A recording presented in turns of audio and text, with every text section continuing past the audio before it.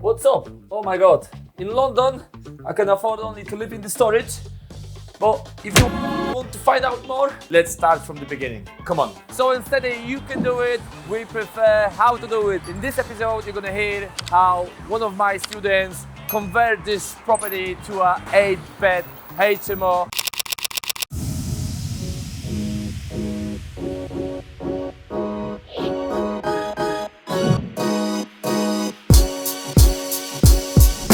Hello, Chris. How are you doing? Nice to see you again. Quick information about this house. What was that house in the past?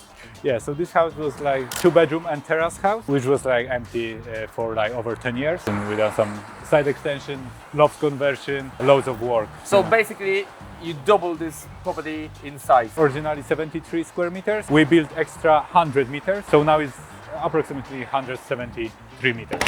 We have here 8 bedrooms. I can see the handle. So we install like the smart handles. We're providing for each tenant like the kind of the fob, which is set up, for the main door and each bedroom. So each tenant can go only through the main door and to his own room. To his own room. You can just touch this one and it's open. Please come inside. So this is one of the typical bedrooms in this property. Yes, that's correct. So before you're gonna start, guys, this is what we aiming. Like we aiming always to get quality. Quality first. Quality first. When you have a nice, cozy house, whatever it is, single let, buy to let, HMO, you are attracting also people who can afford higher price, and for some reason, also those people are looking after those houses. If the property is bad condition, look like a cave, then people are not bothered to look after the house like that. We always aiming to get like quite a lot of furniture. So we have like a wardrobe over here, there's a desk, TV. Each room have its own bathroom. Bathroom, yes. Shower quite big. How big is the shower? Oh, this shower is like 1 square meter, so it's 1 square meter. Yeah, so there's a lot of room. Radiator to dry the towel. You can warm up the mirror, so there will be no fog on it. All the rooms look very similar. We're not gonna waste time to show you guys all of them. We can show you the one which is different on the attic.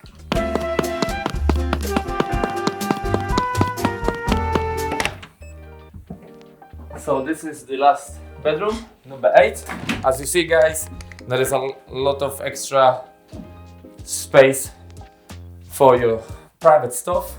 More room over there. You can use that as a storage. Nice, decent size shower room. What we have here, is that like a full kitchen? No, it's not like the full kitchen. We're calling like the tea station. Okay. Because there is no cooking facilities. There is no hob, no cooker. We're providing like the microwave, under-counter freezer. So in this case, this will be not counted as a separate unit. So you will not need to pay an extra council tax. Yeah, that's correct. Is this room more expensive than other? Yeah, this one is like the more expensive. Originally, we was planning, just to let this one for a couple, but we've got now tenancy agreement signed with one person only. Sorry to interrupt, but if you are interested in property market, there are 3 ways how I can help you. If you would like to build your own property portfolio, but you don't have time and don't want to take that stress on your back, then all of my companies can help you with sourcing the property which will be below market value. Project management will handle renovation and they will supply you with all required certificates. And after that, you can also use the letting agency, which will find you the right tenant. Plus, we have also the accountants company, mortgage advisor company. So everything is under one umbrella. Next one is joint venture. If you would like to be part of bigger project, we can set up together an LTD company. We split the profit between us. So you are the passive investor and all the hassle is on me. And lastly, because all of those companies are constantly growing, we are hiring. We're always looking for talent. Project managers, letting agents, brokers, social media experts, video editors, and property sources.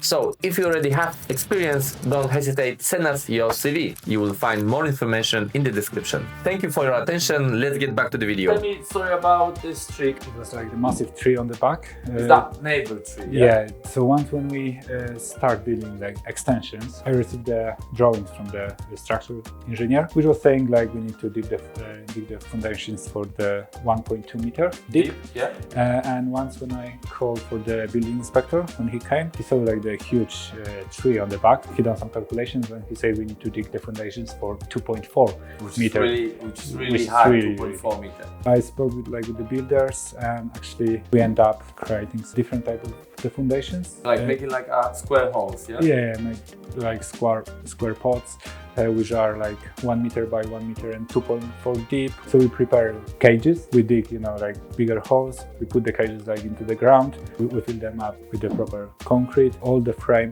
of the house is built with the steel beams, and on the steel beams we built proper blocks. So you have complaints from the neighbors about that you're changing this property to an HMO? When you put the planning application for change of use to HMO, we received the objections from this neighbor, because he said, oh, if this is gonna be HMO, so it's gonna be very noisy in here. He said that his wife's sitting on the garden, listen to birds, so it's not even worth just to discuss with him that I cannot cut this tree, So we left like this, and we was near the completion of the building extensions. One day, actually, this neighbor called the company and they cut this tree the half size. Cut this tree a few months earlier. It will save us loads of money because we can start with the original plan for the extensions, foundations. So this tree creates issues and cost. But end of the day, he couldn't by itself. And now, at least you're gonna have a lot of daylight in your house. Yeah, exactly. Because even this side is south facing. So the sun is on this side all day. So basically, that being in past, just over 70 square meter, two bedroom and terrace house. It was a lot of space around. You did an extra 100 square meter extension. That's correct. Now we have here 8-bed HMO. Each one of them is with ensuite. Ensuite, that's correct. And also there is one toilet with sink. Under the stairs we make another the toilet for communal use, for the tenants or for the cleaner, which is coming there every 2 weeks. So they can use that? Yes, that's correct. Let's move now to the garden. We're going to see from that side. So, what you can tell me about this garden? There was lots of work in here, because there was in here over 3 meters, kind of the bushes, in here. Yeah. So it was full bush in this garden. Okay. So proper jungle, yeah? Proper jungle. Nearly 20 skips. Okay, that's what I thought. I would say 21. Yeah, 20 skips with the rubbish, with some soil from the garden. With the bush. Yeah, with the bush. Okay, and now we have here fake grass? Yeah, that's correct. It's artificial grass, maintenance free, So there is a manhole as well? Yeah, so this is the new manhole which we create. And the storage for? We are providing this storage also for them. Okay. Yeah, let's go inside. We're going to talk about the kitchen and to listen about the numbers. Yes. How big is the entire kitchen?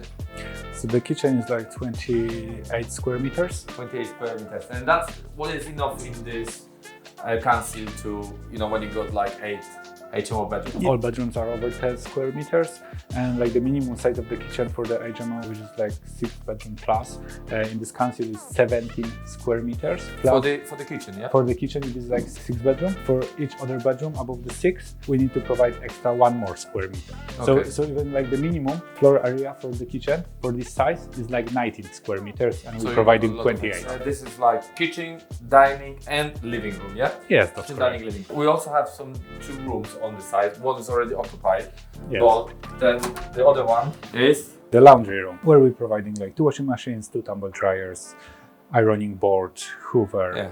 I strongly believe that's going to be enough. I don't think there is huge chance that everyone in the same time will want to do the washing. That's correct. The kitchen have 7 individual fridge freezers, yeah? Yeah, that's correct. So each tenant have its own fridge freezer.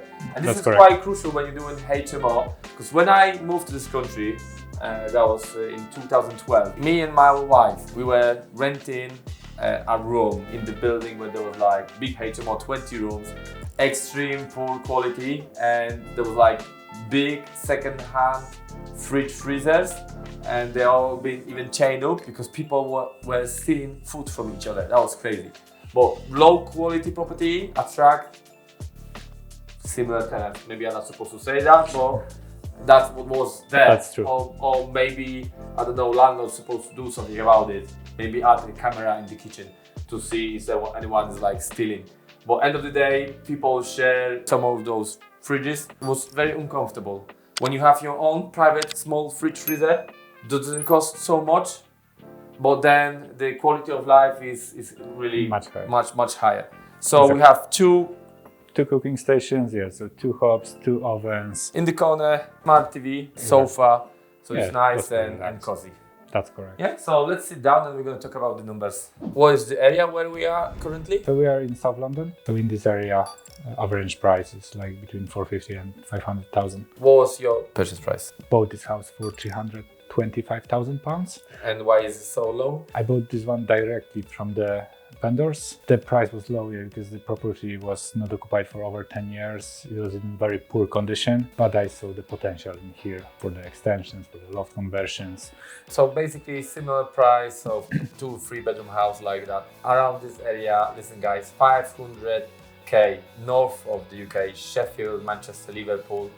We are buying properties around those big cities. We pay for them between 70 to 130,000 pounds, which is like 5 times less.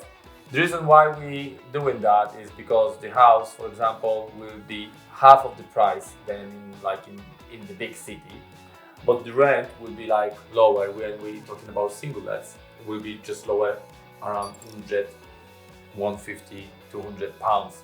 So even in the north, in price for one, we get in 2 houses, and 2 houses are growing in value. And those 2 houses, they have much higher rent than just that one if we will buy it as a single property. So what my companies do, if you're gonna visit our website, Dove Bush Group, I own already a deal sourcing company, project management company, which is looking after the renovation, letting agency, accountants company, and mortgage advisor company. So you can use all our services. Everything is under one umbrella. You don't need to have that hassle with individual companies.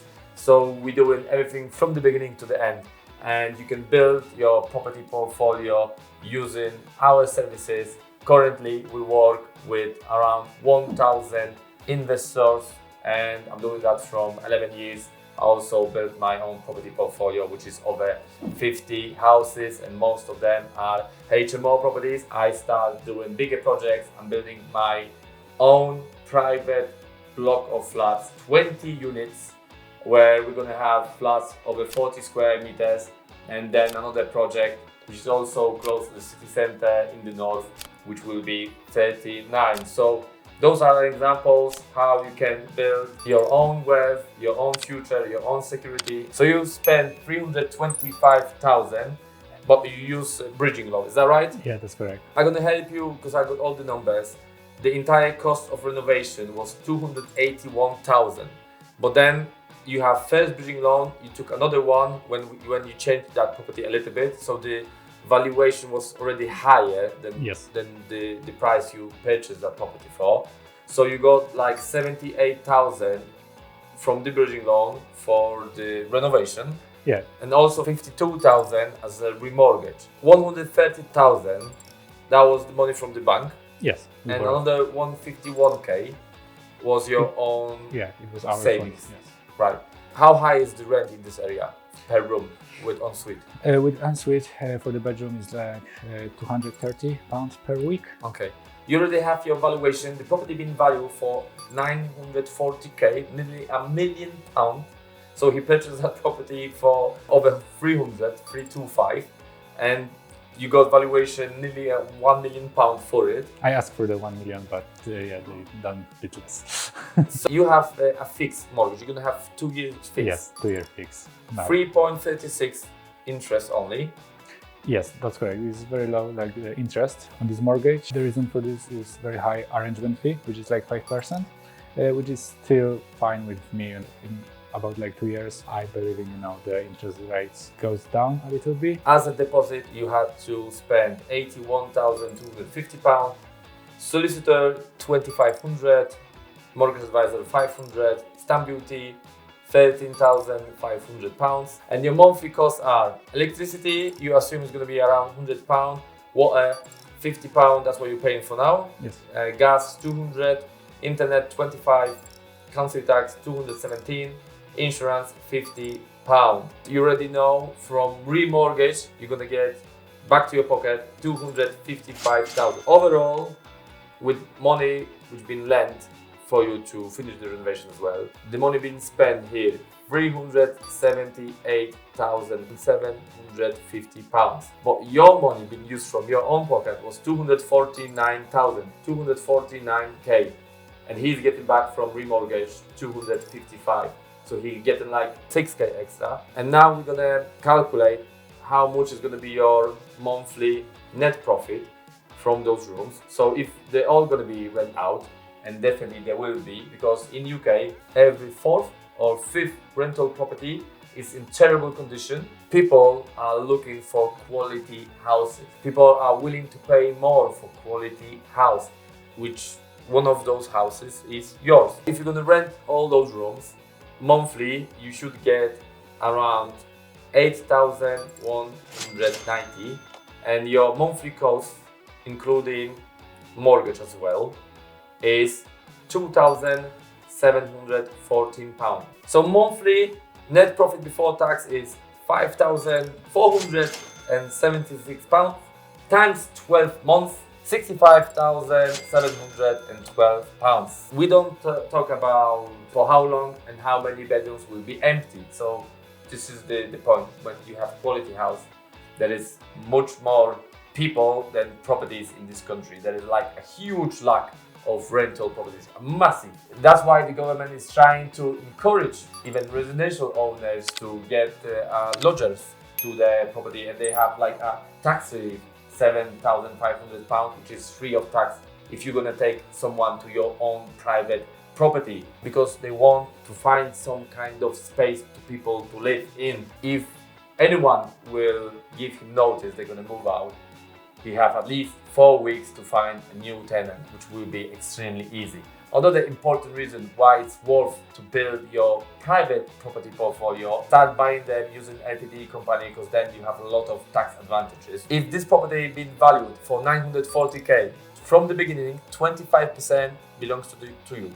So this is already 235,000. If you're gonna see the chart, how property prices change from 1952, this chart being done by Nationwide Bank, you're gonna see that in average every 10 years properties can even double. For example, if this house will just double, not even in 10, let's say in 20 years, will be worth £2 million. Whatever is extra belongs to you. Imagine yourself being like 65, 67, 70, whenever you're gonna be retired, because don't forget, the government, they like change that date. You can like sell one house and you got like an extra of £1 million. And you can sell one after another, you will have more than enough for the rest of your days.